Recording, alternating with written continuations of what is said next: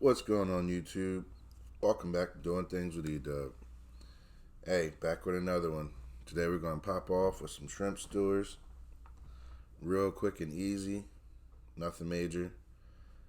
Basically just some peppers, some shrimp, and a good old grill. We're on vacation still, so, just kind of throwing stuff together, just doing some different meals and trying some stuff out just to kind of see what we like. And we wanted to do shrimp skewers today. So we didn't do raw shrimp. Pretty much just did your shrimp that's already basically partially cooked, and then you can finish it off on the grill or in the oven or whatever. So my tip would be if you do raw shrimp, like I said on the other video with the peppers, you don't really need to go ahead and blanch the peppers. If you're gonna go with raw shrimp, then you can probably leave the peppers pretty much, right as you cut them. You can just go ahead and stir them up and cook them like that. But if you're gonna do something like chicken or a steak, which happens to cook a little bit faster, then yeah, you might want to blanch your peppers. All right, so I'm going with this firecracker sauce I found at Costco, and I wanted to try it out because everybody makes a variation of firecracker sauce, but some have more kick than others, and some are a little bit more sweeter. And this one looked like it might have been a little bit sweeter, so I wanted to try it out and see what happened. So we're gonna go ahead and mix the veggies really well with the seasoning. I didn't really do anything too crazy with the seasonings. Pretty much just anything that was pretty close to seafood. So I think I tossed some Old Bay in there and some pepper and stuff like that.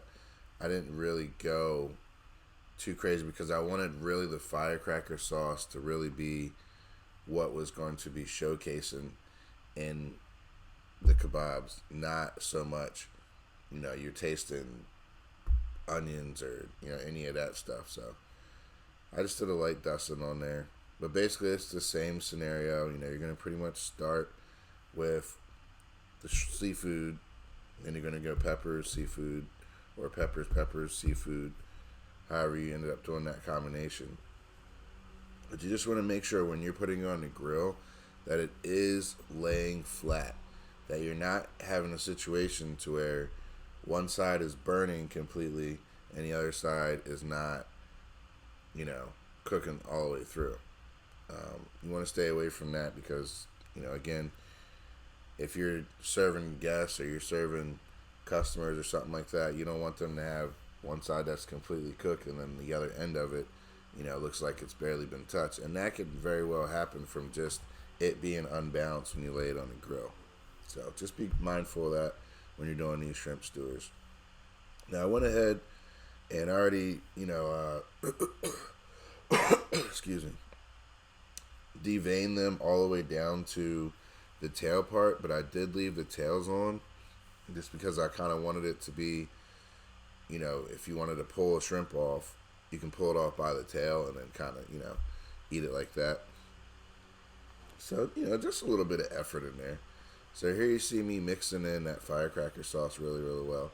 And then what I want to do is, after I grill them off and they're ready and they're done, I want to come back and I want to brush that firecracker sauce over top of them or drizzle it, soak them again, basically giving them a second coating of that firecracker sauce. This will really ensure that you get a full flavor and taste of the firecracker sauce, and every bite will just be mouth-watering and worth it. So here you see me plating up the skewers. I'll do a couple of them for you so you can kind of see it. Now what you want to aim for when you're doing the shrimp is you can go from the butt side of the shrimp all the way to the head. Or you can turn the head down to the tail and stick it in the skewer and stick it straight to the body. But what you really want to do is you want to make sure the shrimp is on there secure enough to where the shrimp's going to lay flat, not up and down or sideways. And that kind of goes back to what I was talking about when I was saying when you're cooking them, you really want them to be laying flat so they're cooking evenly. So that's something that you want to kind of focus on. as you see me doing it in the video, I'm just kind of like right where that end of the tail piece sits at. That's where I'm taking the skewer, just right above that. So almost like in the butt of the shrimp, if you will. And then you're going to go right through the head from the other side because, shrimp curl once they're starting to cook. If they were raw, you probably could get away with, having them be flat and not really have too much of a concern. But because they're already partially cooked, they are already curled already. So that's that with that situation. So yeah, we had fun with this video. We really just kicked back, had a few drinks, and just really enjoyed making them. And we're by the pool, obviously, so everything was great. These are very, very easy. I would say the prep time for this is really no more than 10-15 minutes. I mean, especially if you're already dealing with shrimp that are already pretty much cooked already. You're just kind of chopping your peppers, throwing your seasoning on there, and then you get the stewing, and you're done. This is what the product looks like. Now we're going to go ahead and grill them off. We got them nice and seasoned. The grill is already on. You just want to, you don't want to throw them just anywhere on the grill. Like, you kind of just want to put them to where it's going to be off to a side or off to an angle of the flames, so they're not sitting directly on the grill flames. If you're using a flat top, it really doesn't matter where you put them at, unless you're going to put them right on those elements. But on the grill, that's why I'm placing them off to the side, because I'm going to rotate them to the other side and switch so they'll cook evenly. So you try to get as many on there as you can. Really just look to execute cooking them evenly on the grill. You don't really, because they're already partially cooked, you don't really want to cook them too much. You just basically are going to look for your peppers to soften up for you. And you'll know your peppers are softened up because they will start to curl a little bit. And dealing with a grill, you will see that there'll be a little bit of a char, which is okay. You just don't want to char the whole peppers. Now, some people like their peppers a little bit charred, and that's fine. So it is a preference. Usually when I do this for customers or any venues or anything, I blanch them really, really well so that by the time they hit the grill, it's only going to take 1.5 minutes to 2 minutes to cook.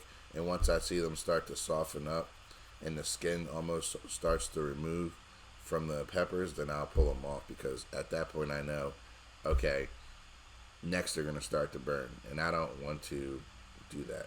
But for me personally, I do like my peppers with a little bit of char on them, and so I will let them cook a little bit longer just so I can have that taste that I'm looking for. And this goes well with alcohol, so give it a try. Drop a comment, let me know how you guys feel in the video, and check it out. If you have any questions or tips that you want to ask, let me know. But this is basically all that you're doing, is you're just kind of flipping them. See how the tails are already black? So that's one side. Now to flip them over and let them cook on the other side. There you go. That's a perfect one right there. And yeah, you just want to pay attention to them. They really aren't going to take that long. Like I said, you can go ahead and brush them back with that firecracker sauce again. And they're ready to go after that. I mean, they go great with corn on the cob. They go great with other seafood, obviously. If you're just doing chips and dips, I mean, they go great with almost anything that you really are going to bring to the table. But hey, that's it for us, guys. Check us out next time. If you're not already subscribed to my channel, go ahead and hit that subscribe button. And we'll see you next time. Keep doing things with E-Dub. We out of here.